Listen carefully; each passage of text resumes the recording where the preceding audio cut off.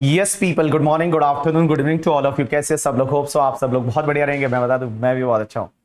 तो भाई साहब, कल से जैसे कि आपने देखा होगा इंस्टाग्राम पे, यूट्यूब पे बहुत सारे प्रोफेसर्स ने और बहुत सारे लोगों ने वीडियोस डाल रखे हैं कि सर सीए फाइनल का एग्जाम भी 3 बार हो गया है, जैसा कि मई, सितंबर एंड जनवरी में होने वाला है।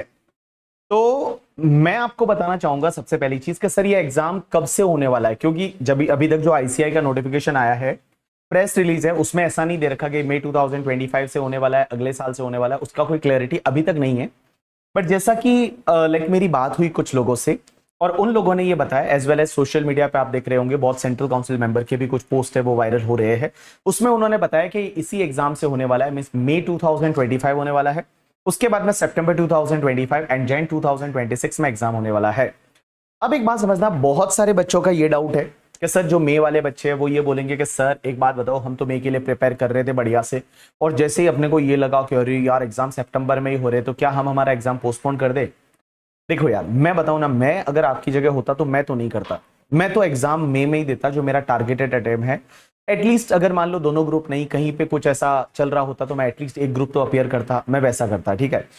लेकिन आपको मैं यही सजेशन देना चाहूंगा कि आप अपने हिसाब से चीजों को एनालाइज करें और आप अपना एग्जाम ना छोड़े, बिकॉज बहुत बार ऐसा होता है ना, मैं आपको बताऊं, मैंने ऐसा पास्ट में बहुत बार देखा है। जब बहुत सारे कोविड के टाइम पे आपने देखा होगा, तो जब एग्जाम हुआ था तो बहुत सारे बच्चों ने कोविड की वजह से एग्जाम छोड़ दिया था, इंस्टीट्यूट ने ले लिया एग्जाम और उसका रिजल्ट सबसे अच्छा रहा था। तो हो सकता है मई 2025 का रिजल्ट बहुत बढ़िया रहे, बहुत अच्छा रहे। तो भाई साहब देंगे तो मई 2025 एग्जाम ही देंगे, हम सितंबर के लिए नहीं जाएंगे।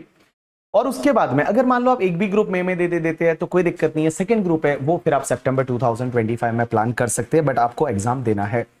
दूसरा डाउट ये आ रहा है कि सर नवंबर 2025 हमारा एग्जाम था, तो हमारे लिए तो अब एग्जाम है वो जनवरी 2026 में होगा। जैसा कि पता चल रहा है ऐसा ही होने वाला है, नवंबर वालों के लिए जो एग्जाम है वो जैन 2026 में जाने वाला है।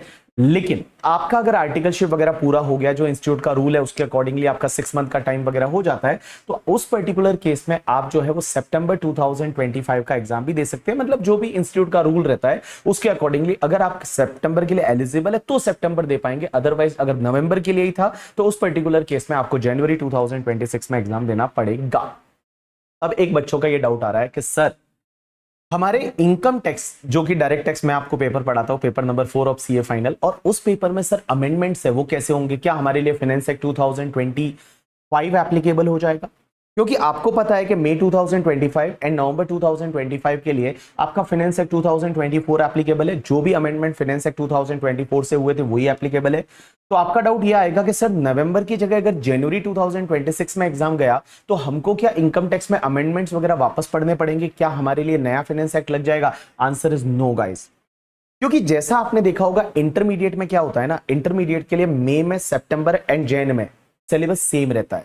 तो मई, सितंबर, जैन में सिलेबस सेम रहता है, फाइनेंस एक्ट सेम रहता है, तो उसके अकॉर्डिंगली आपके लिए भी फाइनेंस एक्ट सेम रहने वाला है। तो जो भी आपने क्लासेस ले रखी है नवंबर 2025 के लिए, that will be applicable for the Jain 2026 also. आपको बिल्कुल भी टेंशन लेने की जरूरत नहीं है। और जो भी नोटिफिकेशन सर्कुलर वगैरह आएगा उसका वीडियो तो मैं आपको यूट्यूब पे डाल के दे दूंगा करके, ठीक है।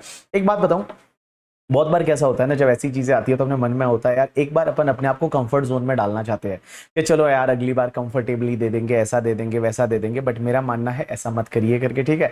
आपके पास जो टाइम है, आपने जो प्लान किया था उसके अकॉर्डिंगली चलते जाइए। हो जाता है, बहुत अच्छी बात है यार, हो ही जाएगा, क्यों नहीं होगा करके। और अपन एग्जाम देने वाले, अपन अटेम्प्ट देने वाले नहीं है, this time you are going to give the examination. और बहुत बार ऐसा होता है ना, जब आप मेहनत करते हो ना तो शायद कुछ ऐसी पावर होती है जो आपके सपोर्ट में लग जाती है और चीजें हैं वो ठीक होने लग जाती है, और शायद अपन जो है वो बढ़िया से पास हो जाते हैं। तो भाई साहब बिलीव इन दैट, और उसके बाद में डेस्टिनी पे बिलीव करके, एंड जो भी अपने लिए सोचा होगा गॉड ने, जिसने भी, जिसमें आप भरोसा करते हो, वो अपने लिए अच्छा ही सोचेंगे। जस्ट गिव योर 100%, आपको अपना 100% देना है, बाकी यार ऊपर वाले के हाथ में छोड़ दो, जो होना है वो हो जाएगा करके, ठीक है। Just focus to your process and you will get your desire result. All the best for your examination. अच्छा, सीए फाइनल के स्टूडेंट बहुत सारे बोल रहे हैं कि सर इंपॉर्टेंट क्वेश्चंस का लिस्ट जो है, प्रायोरिटी क्वेश्चन का लिस्ट, केस लॉ का लिस्ट है, वो कब आने वाला है? तो आपके लिए 31 मार्च से पहले पहले आपको जो आईएमपी केस लॉज है जो आपको ध्यान रखने हैं, एज वेल एज द जो ऐसे क्वेश्चंस है जो आपको ध्यान रखने चाहिए, वो मैं आपको लिस्ट डाल दूंगा। और उसके साथ साथ इस बार मैं आपको एक सरप्राइज भी देने वाला हूं, आपके जो प्रिपरेशन में बहुत हेल्प करने वाला है।